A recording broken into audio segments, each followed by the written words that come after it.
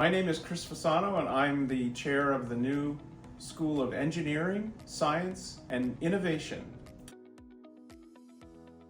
Our school includes some of the best majors we think on campus. Of course, we're biased: physics, engineering, mathematics, computer science, and data science. Our school has great opportunities for students to work across disciplines, in all the disciplines in our school, to build things, to compute things, to understand things, to communicate about them effectively.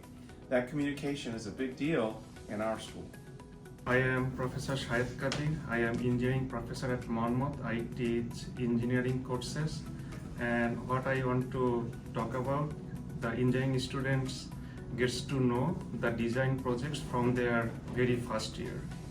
Hi, I'm Mike Salantai. I teach physics here at Monmouth College, and one thing I'd like you to know is that in physics we look to really just understand how the world works. So we problem solve on everything from space to weather to the physics of sports to things that you might think are more like engineering or computer science. We just see puzzles and we try to solve them.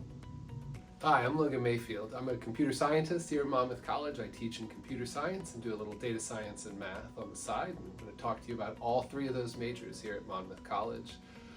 Computer science, we get our students ready for any career in the areas of computing. We have students doing projects at the intersection of high performance computing and graphics right now, cybersecurity and AI, web development and data analysis.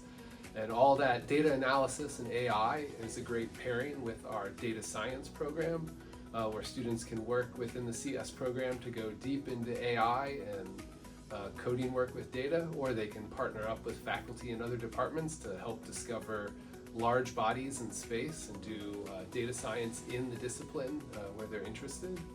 And finally, we can't do any of that without a good math program here, so our math students can both study the wonderful world of mathematics, but also in our school have access to computer scientists like myself and data scientists and physicists and engineers, so that they can connect their deep knowledge of math to some of the disciplines that need it most.